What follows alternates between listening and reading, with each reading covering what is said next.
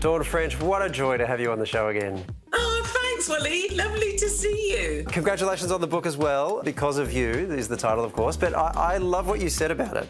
You said this book dared you to write it, which sounds fantastic, but what does it mean? Well, what it means is that this book is really tackling issues of identity and the love between mothers and daughters, and stuff that I guess I thought was quite personal, and stuff where I've literally left my heart in the pages of this book. Just the mere premise of it is enough to break your heart. Well, this is a book about two women who have a baby in the same maternity ward on the same night. And the next morning, only one of those women leaves the hospital with a daughter. The other one leaves with empty arms. And the one who does leave with a daughter has stolen the other woman's daughter. It's a frightening premise. Was there a moment as you were going through it where you thought, bloody hell, I wasn't expecting to confront this? Yes, I guess so, because, you know, I've adopted my daughter, and so I've always been interested in issues of identity and, you know, who we think we're made of and where we think we're from. But I've tried to write a book that is a bit of a love letter, actually, to my daughter, to my stepdaughter, to my mum. You remain prolific. You're doing a lot of things. One of them is a podcast with Jennifer Saunders, of course, your longtime comedy partner, called Titting About. How exactly does one tit about? Well, it's in the same way that you ask about or fanny about.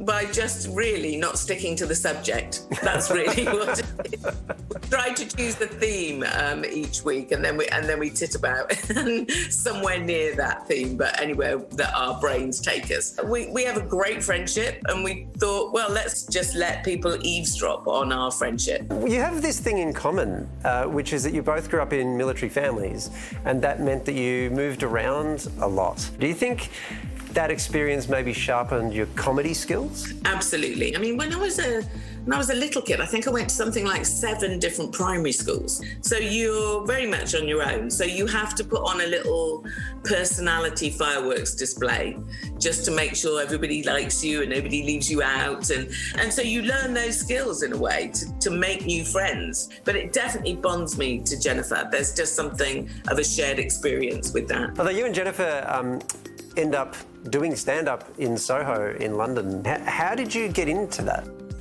Well, do you know, she persuaded me really because she saw an advert for a new double act to come and audition at a club in Soho. And we'd made up characters before. We didn't have anything slick or professional ready, but we'd made up characters.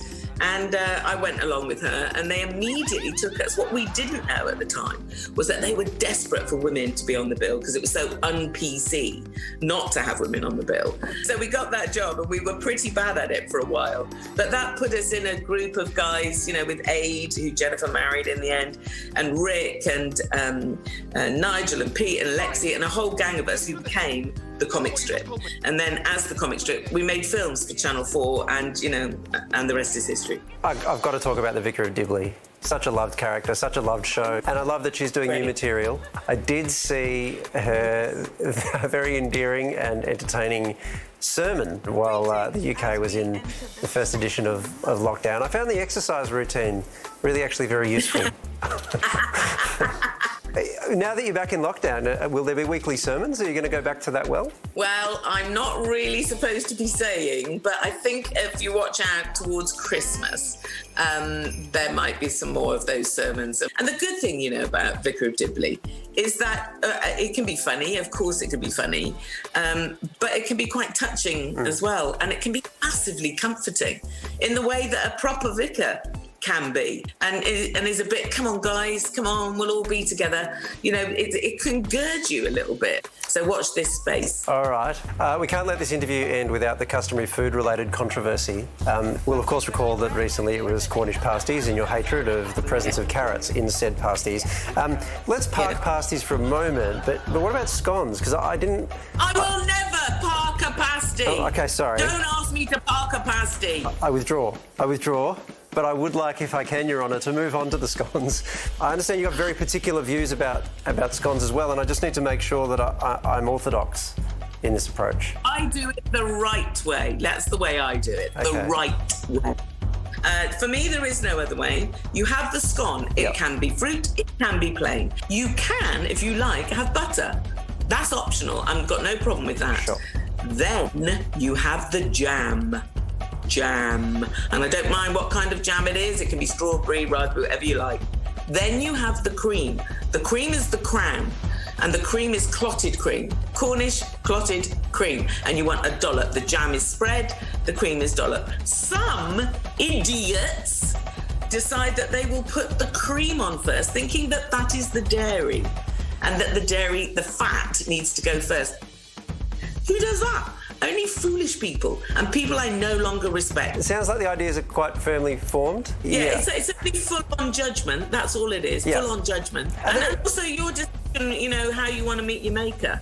Okay, you've really made it cosmically heavy now, which I appreciate. I love your passion. I love the pedantry of it. I'm quite a fan of pedants. I don't like split infinitives, for example. I worry about apostrophes.